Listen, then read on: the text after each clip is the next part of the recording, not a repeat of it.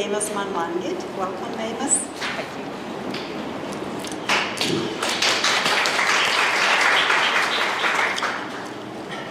Like a sailor venturing to the open sea, I embarked on a speculative course in my dissertation to playfully engage with philosophical discussions, creative science fiction, and collage making as I braid a different description of disability under a philosophy of immanence.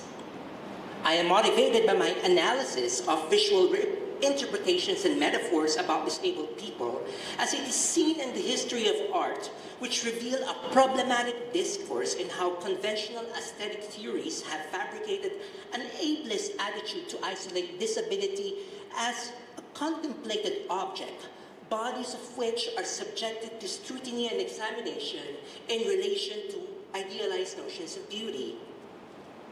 Through a refusal and deconstruction of these concepts, a conflict in such narratives can be generated. We can shatter our long-held traditions and shift aesthetic thinking from a dualist practice to an ecological worldview where mirages of disability fade from sight as they expand into a wider theory of complex embodiment. We can speculate a condition where human, non-human, and more than human bodies fold into each other in constant flux, equipping us with various capacities to inhibit and propel ourselves as we move about in the world. In this image, we build on a renewed appreciation of bodily variation and difference, which is completely detached from orthodox descriptions of disability that bear notions of fixed identities, essentialist qualities, and biological determinism. I draw from the post-human theory's view of the relational subject as nomadically shape-shifting within a dynamic ecology of worldly forces, hence generating the potentiality for disability to be reconceptualized as an event of pure difference. I proceed to imagine a world based on these philosophical musings to cultivate new ideas to think with in visualizing disability as an ecological event.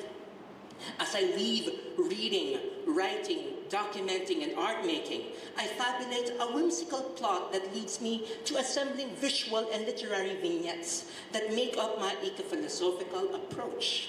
The protagonist, as a cyborg, is zapped into an apocalyptic wonderland where it becomes one with the ground, air, and sea, enabling it to connect with grotesque humanoid entities who behave in rhizomatic ways.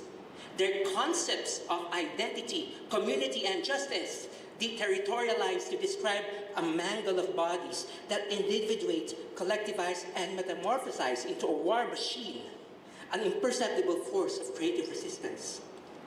Where else can we find a better setting for this story than in Athens, Georgia itself, where queer subcultures historically emerged to transform their art and music into an act of feminist rage?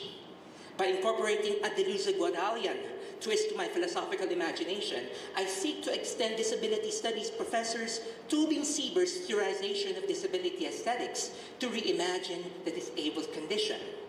Drawing from his theory of complex embodiment, I ask, how can speculative science fiction teach us to embrace a concept of human variation and difference that departs from our ableist views toward disabled people? How can I better appreciate my work as an arts and special educator as I dodge the landmines in my field that traps the concept of research within humanist concept of disability, or models of disability rather? And finally, how do I surf with the waves of change to develop a political and ethical project for a kind of disability studies that emerges from a philosophy of immanence? It is on this note that I continue to bring my stories in the fold to rethink disability aesthetics as it is interpreted in a world that will never be captured but can only be appreciated as constantly becoming. Thank you.